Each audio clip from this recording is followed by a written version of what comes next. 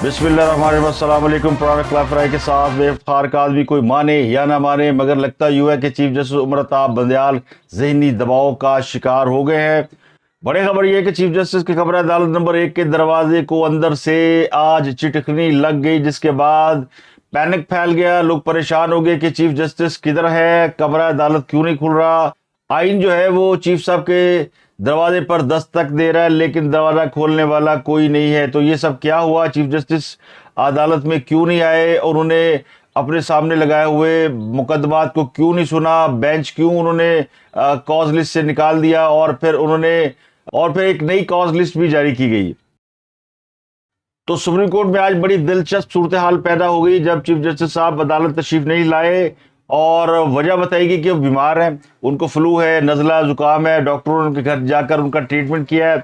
लेकिन जो कहने वाले वो कहते हैं कि मामला सिर्फ बीमारी का नहीं है, यानी ये कोई वायरल नहीं है, कोई इस तरह की बीमारी नहीं है जिसे वबाई अमराज कहा जाता है। ये मामला है उन दो बड़ी खबरों का जो ईद के अयाम में उनके सामने आई। एक तो उनकी सास की मुबैना तौर पर एक ऑडियो लीक सामने आई और फिर उसके बाद एक और ऑडियो लीक सामने आई जो कि साबिक चीफ जस्टिस साकिब निसार और एक वकील ख्वाजा तारिक रहीम की मुबैना तौर पर एक लीक थी। ये दो खबरें अभी गर्म थी कि उनके ऊपर एक और खबर बर्क बनकर गिरी कि उनकी आर्मी हाउस में एक आला शख्सियत के साथ मुलाकात की बाकायदा वीडियो या एक अहम वीडियो उस हवाले से वो मंजर आम पर आ गई। तो बैक टू बैक तीन बड़ी खबरें थी जो ईद के अयाम में चीफ जस्टिस उमर अताब बंदयाल के लिए यकीनी तौर पर परेशानी का बायस बनी है। और जिस तरह के इस वक्त मुल्क के हालात चल रहे हैं, यकीनी तौर पर बहुत कशीदगी है। चीफ जस्टिस साहब भी दबाव में है, प्राइम मिनिस्टर शहबाज शरीफ भी देखे तो वो भी दबाव में है, क्योंकि हुकूमत के ऊपर भी खतरे की तलवार लटक रही कि कहीं उनको सुप्रीम कोर्ट का 3 रुकनी बेंच ना हिलना कर दे। और दूसरे सुप्रीम कोर्ट का 3 रुकनी बेंच भी शायद नया एक्ट नाफज होने के बाद काफी परेशानी से दो चार है। तो कहने वाले कहते हैं कि एक तो आज बड़ा अहम दिन था और चीफ जस्टिस के सामने 12 मुकदमात थे, लेकिन उनके साथ बेंच में जस्टिस अतर मिर्ज़ा और जस्टिस जमाल मंदोखेल शामिल थे। ये दोनों वो जज हैं जिनके चीफ जस्टिस उमर अताब बंदयाल के साथ बहुत से मामलात में इख्तलाफात पाए जाते हैं और बेंच मेकिंग, तौहीन अदालत के हवाले से और आज खुद नोटिस केस के हवाले से, ये सारे वो मामलात हैं जिन पर वो अपने इख्तलाफ राय का इजहार कर चुके हैं। तो इन दो जजों की मौजूदगी में अब चीफ जस्टिस के लिए मुमकिन नहीं था कि वो कोई मर्जी का फैसला दे सके। तो इन दो जजों की मौजूदगी में शायद वो खुद को कंफर्टेबल महसूस नहीं कर रहे थे, तो उन्होंने गुमान किया जा रहा था कि वो शायद बेंच को तब्दील कर देंगे। लेकिन जो सबसे अहम सवाल है कि चीफ जस्टिस अगर नहीं आए, बीमार हैं, छुट्टी पर हैं, तो उनकी जगह पर जो सीनियर 3 जज हैं उनको क्यों नहीं वो फराइज सौंपेंगे। इस खान साहब के गुरूर और तकब्बर की यानी इंतहा ये है कि उन्होंने अपने लोगों से खिताब करते हुए कहा कि एस्टेब्लिशमेंट जो है वो हुकूमत के साथ मिली हुई है, तो अब हुकूमत जो है वो हमसे इलेक्शन लड़ ले क्योंकि अब एस्टेब्लिशमेंट उनके साथ है। यानी दूसरे लफ्ज़ों में वो एस्टेब्लिशमेंट को उन्होंने चैलेंज किया है कि वो जो है वो उनके मुकाबले में इलेक्शन लड़ ले, हुकूमत को मिला के या हुकूमत एस्टेब्लिशमेंट को मिला के इलेक्शन लड़ ले। तो खान साहब का मुझे लगता है ख्याल ये कि उन्होंने फौज के खिलाफ आवाम को खड़ा कर दिया और ये उनकी मुसलसल जो पिछले कई दिनों से जो सोशल मीडिया पे वीडियोस आ रही हैं, जो वायरल की जा रही है, बाकायदा बनाई जाती हैं, चढ़ाई जाती हैं, उनका मकसद ये कि वो आवाम को ये बता सकें कि उनके नज़रियात क्या है, उनका कायद क्या है और लोग उनको जो फॉलो कर रहे हैं वो क्यों कर रहे हैं। कल भी मैंने आपको एक वीडियो दिखाई थी दो बच्चियों की जिन्होंने ये कहा था कि उन्हें इमरान रियाज ये बताता है कि फ़ौज जो है इस मुल्क की दुश्मन है। तो इमरान रियाज साहब से पूछे तो वो कहते हैं जी कि मैंने कभी फौज के खिलाफ बात नहीं की, मेरी लड़ाई तो बाजवा से है। तो लड़ाई अगर जनरल बाजवा से है तो पूरी फौज के हवाले की जो किरदार कुशी की जा रही है वो क्या है। तो उसका एक सबूत इमरान खान साहब ने खुद दे दिया। उन्होंने कहा जी चलो सारी एस्टेब्लिशमेंट एक तरफ और मैं दूसरी तरफ खड़ा हूं, मुझसे इलेक्शन लड़ लें। तो वो बुनियादी तौर पर फौज को चैलेंज कर रहे हैं। अगर कल को इमरान खान साहब वज़ीर-ए-आज़म बन जाते हैं, हाइपोथेटिकली सोच रहे थे, बड़ी पॉपुलैरिटी उनकी, लोग उनके ऊपर ब्लाइंड फेथ कर रहे हैं, वो कल को पाकिस्तान के वज़ीर-ए-आज़म बन जाते हैं, तो उन्हें फिर इस एस्टेब्लिशमेंट की जरूरत नहीं होगी, उन्हें इस फौज की बिल्कुल कोई जरूरत नहीं होगी, क्योंकि वो एस्टेब्लिशमेंट के साथ मुकाबले में जब हुकूमत में आएंगे तो एस्टेब्लिशमेंट तो उनकी एनिमी होगी। फिर वो किस मुंह से इस एस्टेब्लिशमेंट से काम ले सकेंगे। फिर वो ये भी कह सकते हैं कि हमें अब फौज की जरूरत ही नहीं है, क्योंकि फौज पर अवाम का इतमाद नहीं रहा। جس قوم کو آج وہ سکھا رہے ہیں کہ فوج جو ہے وہ اس ملک کی دشمن ہے، کل کو اقتدار میں آنے کے بعد وہ اس کو کیسے سمجھا پائیں گے، کیسے کنونس کریں گے کہ یہ فوج ہماری ہے؟ تو یہ انہوں نے جو تیاری کی ہوئی ہے وہ بہت خوفناک تیاری ہے، اور اگر میں غلط نہیں ہوں تو یہ تیاری اس بات کی ہے کہ کل کو وہ اقتدار میں آ کے کہیں گے کہ ہمیں اس فوج کی ضرورت نہیں اور ہمیں ان ایٹمی ہتھیاروں کی بھی ضرورت نہیں۔ تو اللہ اللہ خیر صلی اللہ، یہ وہ ایجنڈا ہے جس کے اوپر بہت سے بدگمانوں کو گمان ہے کہ خان صاحب عمل پیرا ہے، خان صاحب کی پیرل کے ہی ان کے کام چل رہے ہیں۔ تو ایک تو یہ کر رہے ہیں کہ پاکستان کو انہوں نے ڈس آرم کرنا ہے، کیونکہ پاکستان جس خطے میں واقع ہے، اگر آپ ذرا غور کریں توجہ کریں تو 4 ممالک ایسے ہیں جو کہ بلکہ 5واں بھی اس میں شامل ہے لیکن وہ اناؤنس نہیں ہے، چین، روس، انڈیا اور چوتھا پاکستان خود ہے۔ یہ چاروں ایٹمی طاقت کے ملک ہیں۔ خدا نہ سے کل کو اس خطے میں کوئی جنگ چھڑ گئی تو یہ تو کسی بھی ملک کو دوسرے ملک کے اوپر نہ کچھ پھینکنے کا موقع ملے گا، نہ خود کو ڈیفینڈ کرنے کا موقع ملے گا۔ تو ہم چاروں ممالک جو ہیں وہ آگ کے دہانے میں کھڑے ہیں، ان ممالک کے درمیان بفر زون بھی کوئی نہیں ہے۔ تو ایک ملک تو ایسا ہونا چاہیے جو ان ممالک کے درمیان بفر زون کا کردار ادا کرے۔ تو اسی طرح جس طرح پارٹیشن سے پہلے روس اور انڈیا کے درمیان جو ہے افغانستان ایک بفر زون ہوا کرتا تھا، پھر افغانستان وہ اسی لیے جنگ کا مرکز بار بار بنتا رہا کہ وہ بفر زون ہے۔ بفر زون سے کہتے ہیں کہ جو آپ کی باؤنڈری لائن سے آگے جو ایریا ہوتا ہے جہاں پہ آپ جا کے وہ وار لڑ سکتے ہیں یا اپنا دفاع کر سکتے ہیں۔ تو ایک زمانے میں افغانستان بفر زون تھا، اب پاکستان کو بفر زون بنانے کو ہے۔ تو یہ ایک پلان لگتا ہے کہ کل کو یہ فوج کو بھی سرنڈر کرا دیں گے اور ایٹمی ہتھیاروں کو بھی سرنڈر کرا دیں گے۔ تو جو شخص اتنے غرور تکبر میں مبتلا ہے کہ وہ اسٹیبلشمنٹ کو بھی ہرا سکتا ہے، وہ ہمارے دینی عقائد کو بھی مجروح کیا جا رہا ہے اور اسے ہاتھ لگانے والا کوئی نہیں ہے، یہ بات جو ہے بہت سے لوگوں کو اب تک سمجھ میں نہیں آ رہی کہ ایسا کیوں ہے۔ کیا اس میں کوئی حکومت کی کمزوری ہے یا اس کو جمہوری رویہ سمجھ لیا گیا؟ اگر تو بات صرف جمہوری رویے کی ہے تو جمہوریت جو ہے اس میں مذہب کو یا مذہبی عقائد کو پامال کرنا کہیں بھی نہیں لکھا ہوتا، جو کہ ہمارے ساتھ اس وقت ہو رہا ہے۔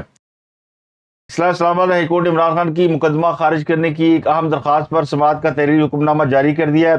یہ حکم نامہ چیف جسٹس اسلام آباد ہائی کورٹ جسٹس عامر فاروق نے جاری کیا ہے۔ اسلام آباد کے تھانہ رمنا میں مجسٹریٹ کی مدعیت میں عمران خان کے خلاف عسکری اداروں یا عسکری حکام پر جو الزامات لگائے گئے تھے اس کے تناظر میں مقدمہ درج کیا گیا تھا۔ خان صاحب نے بہت ہی اہم فوجی افسران کے بارے میں کہا تھا کہ وہ سائیکوپیتھ ہیں۔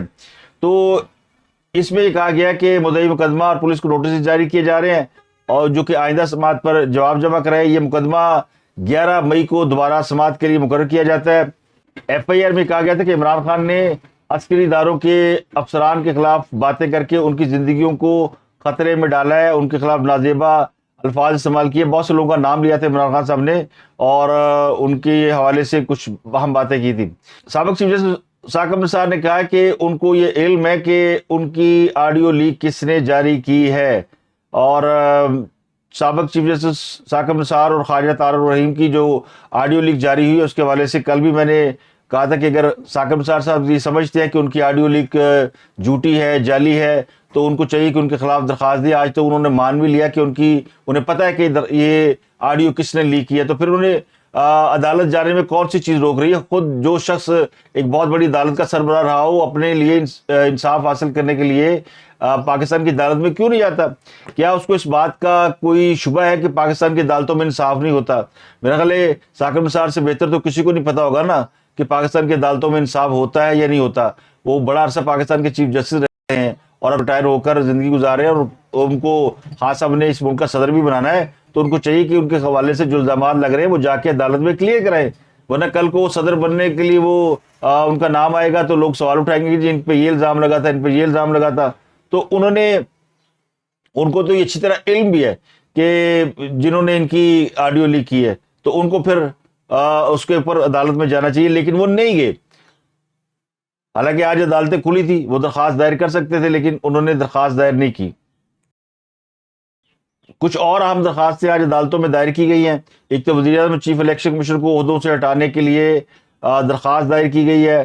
چیف الیکشن کمیشن سکندر سلطان راجہ ان کے خلاف درخواست دی ہے ظہور مہدی نامی شخص نے سپریم کورٹ میں، اور اس درخواست میں شہباز شریف، سکندر سلطان راجہ، عارف علوی، مولانا فضل الرحمان کو فریق بنایا گیا ہے، اور یہ کہا گیا کہ وزیر اعظم شہباز شریف الیکشن فنڈ بل مسترد ہونے پر اعتماد کھو چکے ہیں اور چیف الیکشن کمشنر سکندر سلطان راجہ کا الیکشن کے لیے فنڈز اور سیکورٹی کا تقاضا غیر مناسب ہے، اس لیے جو ہے ان دونوں کو ہٹایا جائے اور سپریم کورٹ نگران وزیر اعظم اور نگران چیف الیکشن کمیشن کی تعیناتی کا حکم دے اور عدالت عظمیٰ 21 ارب روپے جاری کرے اور فوج اور رینجر کے بغیر الیکشن کرانے کا حکم دے۔ یہ ہوئی نا بات کہ ایک شہری پہنچ گیا، انہوں نے کہا نا فوج کی ضرورت نہیں اور الیکشن کمیشن بھی ہٹا دے، پرائم منسٹر کو بھی ہٹا دے اور پھر نیا الیکشن کمیشن لگائے نگران، اور وہ آ کے کہ جناب ہم فوری الیکشن کرا رہے ہیں اور پھر وہ 21 ارب روپے بھی جاری کر دے، یعنی نہ ہینگ لگے نہ پھٹکڑی رنگ بھی چوکھا۔ تو یہ ایک درخواست ہے، ایک ڈیزائر ہے جو کہ عدالت کے اندر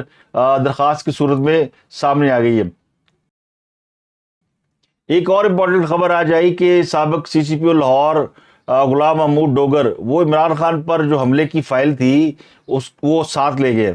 تحریک انصاف کے چیئرمین عمران خان پر وزیر آباد میں ایک حملہ ہوا تھا، اس کی تحقیقات کر رہے تھے سابق سی سی پی او لاہور غلام محمد ڈوگر۔ ایک جے آئی ٹی انہوں نے بنائی تھی اور جب حکومت ختم ہوئی اور نگران حکومت آئی تو پھر نگران حکومت نے 20 واقعے کی تحقیقات کے لیے ایک نئی جے آئی ٹی بنا دی۔ تو وہ نگران حکومت نے جو جے آئی ٹی بنائی وہ غلام محمد ڈوگر سے فائل مانگتی رہی، لیکن غلام محمد ڈوگر جو ہے وہ فائل انہوں نے دی نہیں، اور یہ وہی غلام محمد ڈوگر ہے جن کی مقدمے کی سماعت کے دوران 2 ججوں جسٹس اعجاز الحسن اور جسٹس منیب اختر نے چیف جسٹس کو ریکمینڈ کیا تھا کہ وہ از خود نوٹس لے کے پنجاب میں الیکشن کیوں نہیں ہو رہا۔ تو یہ کوئی معمولی کردار نہیں، بڑے اہم کردار ہے، اور یہ فائل بھی ساتھ لے گئے۔ جے آئی ٹی نے بار بار ان سے فائل مانگی لیکن انہوں نے نہیں دی۔ ان کا موقف یہ ہے کہ چونکہ بیگم یاسمین راشد جو ہیں انہوں نے عدالت عالیہ میں ریٹ دائر کی ہوئی ہے اور جب ہائی کورٹ فیصلہ کرے گی تو پھر میں فائل ان کو دوں گا۔ تو ذرائع کے مطابق اب جے آئی ٹی جو ہے وہ انسداد دہشت گردی کی عدالت سے رجوع کر رہی ہے تاکہ وہ یہ فائل حاصل کر سکے۔ اور ویسے بھی کوئی سرکاری ملازم ریٹائر ہونے کے بعد فائل اپنے پاس کیسے رکھ سکتا ہے؟ پھر تو یہ ہونا چاہیے کہ جو بھی سرکاری افسر ریٹائر ہو ساری فائلیں نہ لے جائے۔ سرکاری ملازمین جو ہے وہ جو سرکاری ریکارڈ ہوتا ہے وہ اپنے ساتھ لے جا ہی نہیں سکتے، لیکن غلام محمد ڈوگر صاحب ان کے کام نہ ڈالے ہیں، وہ لے گئے اور کہتے ہیں جو کرنا کر لو۔ دوسرا ایک ساتھ الیکشن کرانے کی تاریخ پر اتفاق کے لیے حکومت اور پاکستان تحریک انصاف کو سپریم کورٹ کی طرف سے دی گئی مہلت کا آج آخری دن ہے۔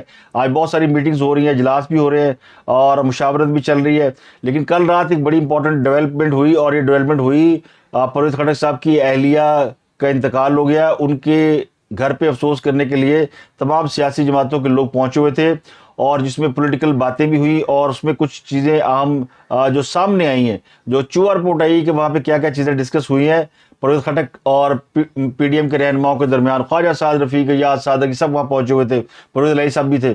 تو تجویز یہ ہے کہ پنجاب اور جو کے پی کے کی اسمبلیاں ہیں وہ بحال کر دی جائیں اور الیکشن جو ہے وہ اسمبلی اپنی مدت پوری کرنے کے بعد کرائے، اور تحریک انصاف کے جتنے بھی اراکین اسمبلی ہیں ان کو قومی اسمبلی میں واپس جو ہے وہ یعنی آنے کی اجازت دی جائے، یعنی قومی اسمبلی میں پی ٹی اے کی واپسی ہو جائے اور یہ جو پنجاب اور کے پی کے کی جو اسمبلیاں ہیں ان کو ریسٹور کر دیا جائے۔ یہ ایک تجویز ہے اور ممکن ہے کہ کل عدالت میں جب یہ لوگ جائیں تو یہ تجویز عدالت کے سامنے رکھی جا سکتی ہے۔ لیکن اس میں ایک اور ڈیولپمنٹ یہ ہوئی کہ اسد کیسر صاحب جو کہ اپوزیشن کے بڑے اہم رہنما ہیں اور وہ رابطے کر رہے تھے حکومت کے ساتھ، اور حکومت ان کے ساتھ مذاکرات کے لیے کوئی ٹائم اینڈ پلیس طے کر رہی تھی اور آج ان سے ملاقات بھی تھی، لیکن خان صاحب نے وہ سارا اس پہ پانی پھیر دیا۔ خان صاحب نے کہہ دیا کہ انہوں نے اسد کیسر کو مذاکرات کا اختیار نہیں دیا ہوا، انہوں نے اختیار دیا ہوا ہے شاہ محمود قریشی کو، جو کرے گا شاہ محمود قریشی کرے گا۔ اور اب پرویز خٹک اپنے تئیں مذاکرات کر رہے ہیں، شاہ محمود قریشی اپنے تئیں مذاکرات کر رہے ہیں۔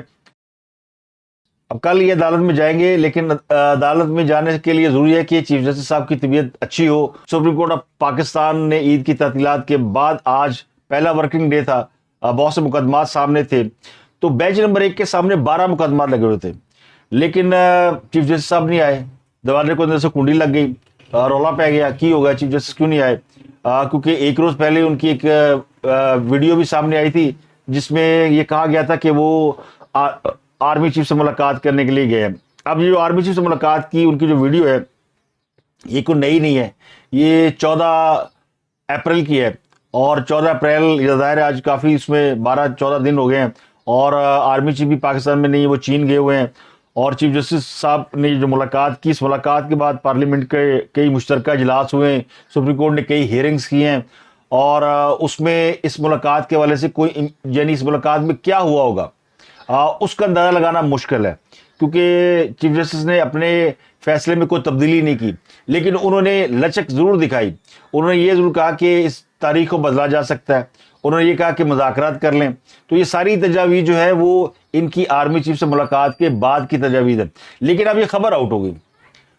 خبر یہ پہلے بھی آؤٹ ہوئی تھی، لیکن اس کو اتنی اہمیت نہیں دی گئی. یہ آلریڈی 14 اپریل کو ہونے والے ایک ویلاگ میں جو ہے وہ موجود ہے، لیکن اسد طور نے اس کو ریپروڈیوس کیا، اور عید کے تیسرے دن انہوں نے اس کے اوپر دھماکہ کر دیا کہ جناب یہ ملاقات ہوئی ہے. انہوں نے خیر کرٹسی میں حوالہ دیا جن کی ویڈیو ہے، لیکن یہ بھی ایک بم شیل تھا کہ یہ بات بھی سامنے آ گئی. تو یہ پے در پہ یعنی جس چیف جسٹس کے اوپر یہ یعنی وہ دباؤ ہی ہے نا کہ ان کے حوالے سے اتنی خبریں آ رہی ہیں. ان کی ساس کی بھی پرچہ آؤٹ ہو گیا، وہ جو ان کی ساس کی ایک آڈیو لیک سامنے آ گئی جس میں بتایا گیا باقاعدہ کہ جناب فوج مارشل لا نہیں لگانا چاہتی. اگر نہیں ہوتی نا پھر یہ اپنا سمجھ لیں کہ پھر مارشل لا لگے گا. یہ نہیں رہ سکتے نا، بس ختم بات. اصل لا بھی وہ کم وقت نہیں لگانے کو تیار نا. تو یہ بات انہیں کس نے بتائی؟ تو یقینی طور پر یہ چیف جسٹس صاحب نے آرمی چیف سے ملاقات کا جو نتیجہ حاصل کیا ہوگا وہ اپنی ساس صاحبہ کی خدمت میں عرض کیا ہوگا کہ مارشل لا لگوان گیا تھی، اگلے نے مارشل لا نہیں لگایا. اس کا مطلب ہے کہ چیف جسٹس امرتا بدیال صاحب آرمی چیف کے پاس گئے تھے، ان سے کہا ہوگا کہ ہم زیوم کر لیتے ہیں نا کہ جناب یہ حالات ایسے ہیں، ایمرجنسی لگائیں یا مارشل لا لگائیں، یہ تو حکومت جو ہے یہ نہیں چل سکتی، یہ الیکشن نہیں کرانا چاہتی، اور یہ وہ کچھ انہوں نے ٹائم پٹاس کی ہوگی.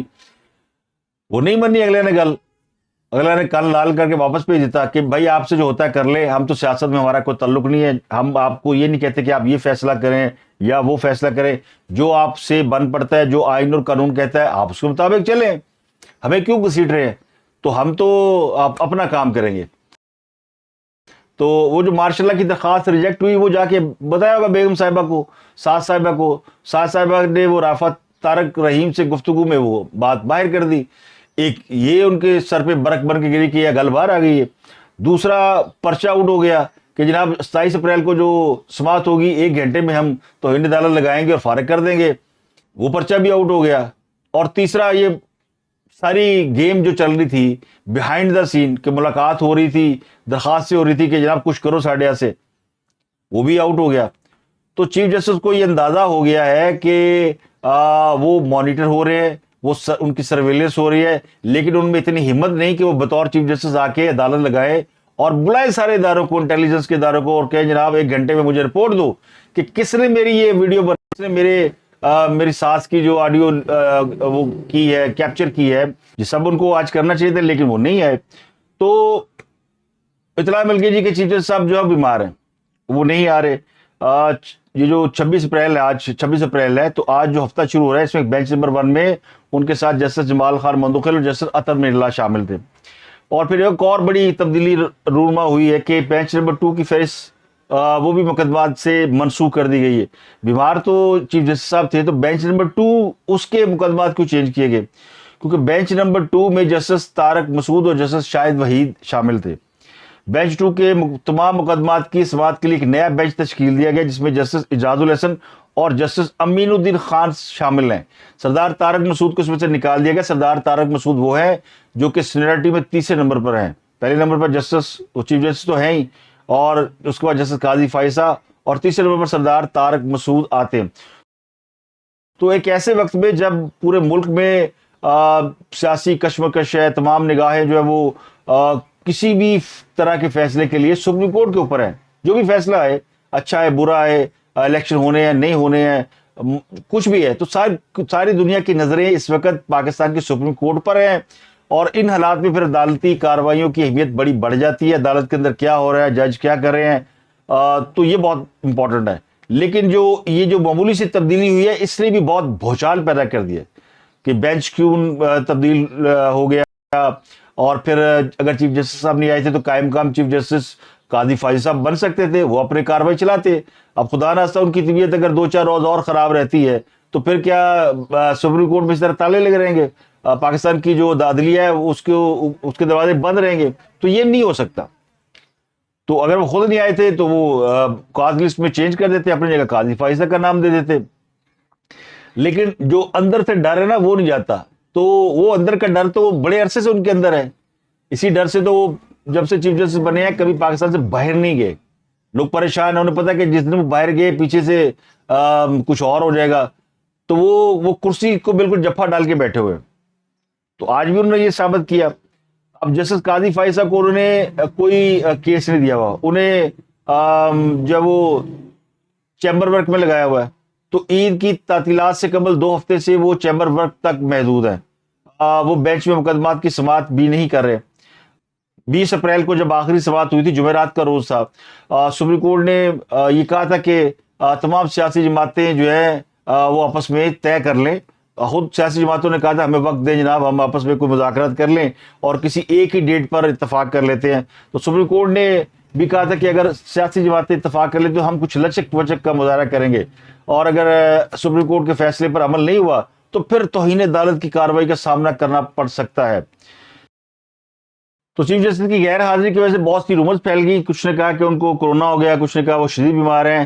پھر یہ خبریں بھی آئی کہ ان کو باہر بھیجا جا سکتا ہے, وہ علاج کے لیے باہر جائیں گے 2-3 ہفتوں کے لیے, تو یہ سارا معاملہ ٹھنڈا ہو جائے گا. کچھ نے کہا جی کہ گل مک گئی ہے. میں نے بھی کل آپ کو بتایا تھا کہ میسج اشارے بڑے واضح ہیں اور اب تو کلیئر ہوگی چیزیں کہ سپریم کورٹ جو ہے وہ کوئی ایسا فیصلہ نہیں کر سکتی جس کو امپلیمنٹ کرانے میں اسے مشکلات کا سامنا کرنا پڑے. تو پھر کیا ہوگا؟ سپریم کورٹ کے رجسٹرار نے ایک نئی لسٹ بھی جاری کی ہے اور اس میں بینچ وہی ہے جو کہ جس کو آج سماعت کرنا تھی, اب کل بھی سماعت کرے گا. جسٹس عمرتا بندیال, جسٹس جمال خان مندوخیل اور جسٹس اطہر من اللہ, یہ تینوں جج ہیں. بعض ذرا یہ کہتے ہیں کہ جناب معاملہ الٹ گیا. عمرتا بندیال کل پنجاب الیکشن کیس کی سماعت بھی نہیں کر سکیں گے. تو کہنے والے کہتے ہیں کھیل ختم پیسہ ہضم, اور یہ معاملہ بھی جو ہے وہ اب سیٹل ہونے کی طرف جا رہا ہے. جو آج کی ایبسنس ہے چیف جسٹس صاحب کی, اس نے تو بتا دیا کہ جناب گل ہاتھوں نکل گئی ہے. تو اب تک کے لیے اتنا ہی. آپ سے ملاقات ہوتی ہے اگلے ویلاگ میں. اپنا گردنوا کے لوگوں کا بہت خیال رکھیے.